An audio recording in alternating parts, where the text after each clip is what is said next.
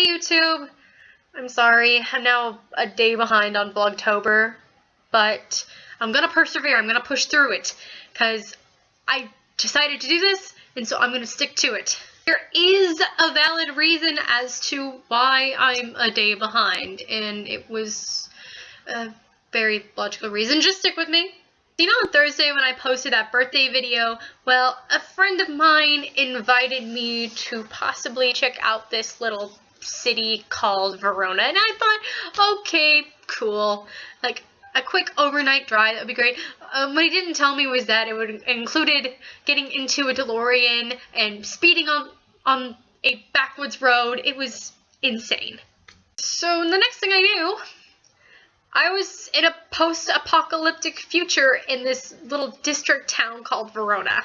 Let me just tell you, that place is something else. I mean, I know I've talked about time travel before, but oh my gosh. Oh my gosh. I mean, it was so freaky and scary, but it was just so awesome at the same time. Now, I cannot tell you when and where this Verona is at without really in some way jeopardizing the time stream, but I do want to impart some knowledge to you. It was definitely a post-apocalyptic universe, and as knowledgeable as we are on post-apocalyptic universes, I do feel like I need to share what I know. So here are some lessons I learned from Verona. Let's start off with the basic knowledge. The Capulets and the Montagues, they're both rival gangs that are frequent in the city of Verona. But like any other gang, they are easily recognized just by what they wear.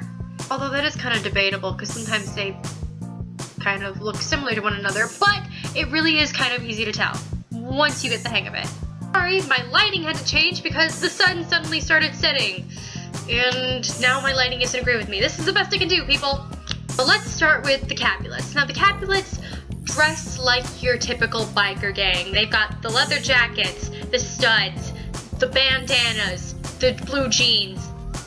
Name anything you can think of for a stereotypical biker gang, they probably wear it. They actually live in this old car garage that has not been open for several decades. At least that's what I was told while I was there. And then we have your Montagues, who are basically the more gothic style gang. They usually wear trench coats, fedoras. I think I even saw some of them wearing what I call the Elton John style glasses, where they're round lens and they're kind of different colored. A majority of them have tattoos. I was surprised to find one pretty strong difference is that while Capulets are mostly clear-skinned, the ink, Montagues are almost covered in it. Not that there's anything wrong with that. I mean, some of the designs actually looked really, really cool. And on their faces, they usually have something that I find very similar to war paint. I mean, the head Montagues are pretty much like coated in like blue paint, like their eyes and their cheeks, and oh my gosh, it's kind of cool. Verona itself is run by Officer Escalus, who is the chief of police. I was afraid of him at first, but then as it turns out, he's not all that bad as long as you don't get on his bad side. I should know because some of his men had AK-47s. And as cool as that was, I was absolutely terrified at the exact same time.